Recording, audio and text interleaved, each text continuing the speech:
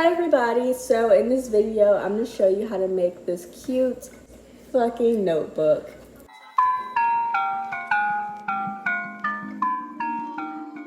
Not to be dramatic, but this is probably the cutest thing I've ever seen in my entire life.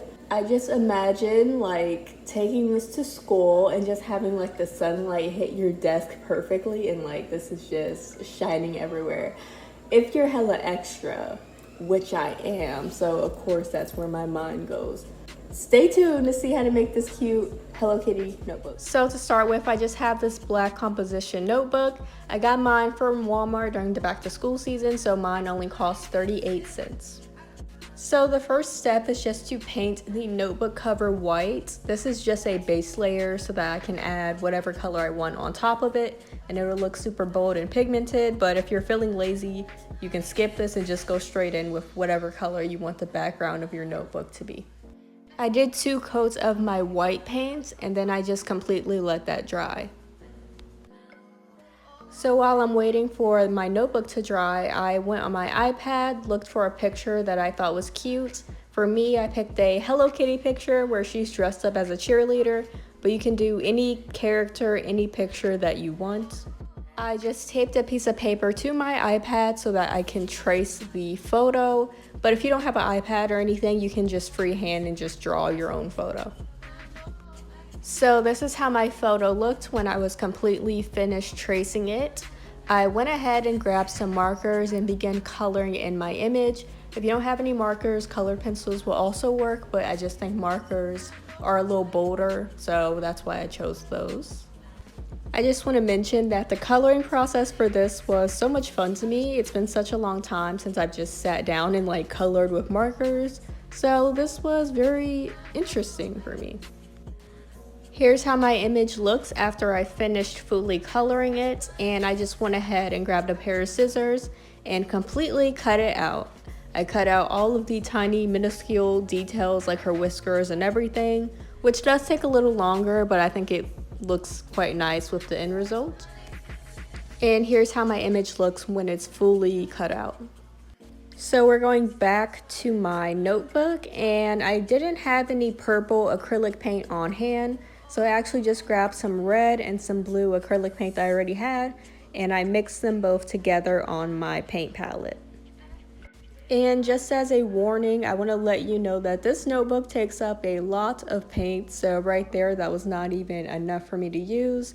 So I definitely went back and had to keep remixing and making more paint because I was not making enough of it. Even though I originally was going for a purple color, I did end up making mine like a little more of like a bluish gray color. In person it does look a little more purple though. Even though you are going to be covering the notebook with rhinestones, you still want to pick a color that you're very satisfied with. So after I completely finished painting, I went ahead and grabbed some Mod Podge, and I used this Mod Podge kind of as like a glue to adhere my Hello Kitty to the actual notebook. So first I played with the placement of where I wanted my Hello Kitty to go at. Then I just grabbed my Mod Podge with a paintbrush and I went ahead and just glued it on completely.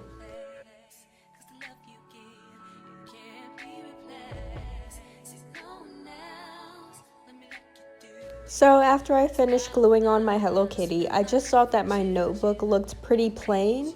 So I went ahead and grabbed some black paint and I decided to just do a cheetah print design for the background. I looked on Google Images and I just found like a regular cheetah print photo, and I pretty much just mimicked the patterns that I would see up there. Cheetah print is actually pretty simple though. It's kind of like you're mostly just doing a bunch of half circles in like a randomized pattern. But if you don't want to do cheetah print, you could do like a zebra print or a tiger print or hearts or literally whatever you want. I just thought that the cheetah print would be cute. Or you can just leave yours completely plain if you want the design to be a little less intricate. So this is how my design looks when it's completely finished, and now we're going to get to the fun part, and we're going to start adding rhinestones. So I had this E6000 glue which I used for some of the project. I also got this rhinestone kit from Amazon, which I will link in the description box. But the rhinestone kit from Amazon came with rhinestones as well as a wax pencil and rhinestone glue. The glue that came with the rhinestone kit was called B7000, and I actually preferred that to the E6000.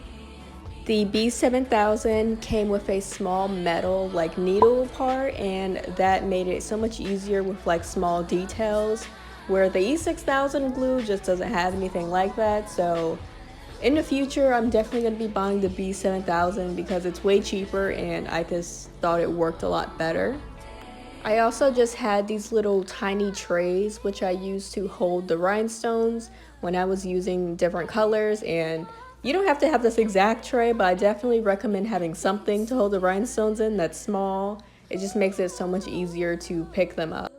So pretty much this is all you're going to do for the rest of the tutorial, is literally add rhinestones to the notebook. It's very simple and it's pretty time consuming. This took a lot longer than I anticipated. I want to say it took me at least 10 hours, if not longer. Do not let that scare you. I didn't do it all in one sitting. I did it over the course of like many days, and it was a lot of fun to do. I would like sit and like put a movie on, do this while I watch a movie, and for me it was a lot of fun. It's kind of satisfying to just like add the rhinestones in, but yeah, it definitely took longer than I anticipated. I just want to add that even though this would be super cute for back to school, if you're very rough with your items and if you're constantly just throwing things in your book bag and taking it out and throwing stuff in, you definitely want to be very cautious because obviously some of the rhinestones can come off over time. If any of your rhinestones were to come off, you could always just glue them back on. But for me, I'm mostly going to leave my notebook at home just to prevent any possible damage. But honestly, if you don't care, you can definitely just use this for school. So this is the end of the video. Here's the final result to the notebook. It is so cute and sparkly. I literally love everything about this. The rhinestones that I use, that kind of have like a holographic like flair to them. Also, if you are gonna have any tiny details on your notebook, you're definitely gonna wanna buy some smaller rhinestones as well. Actually, I already had some smaller rhinestones because I like to do my nails. So I already had some from that I ended up using. Like for example, for like this logo, I did like smaller rhinestones.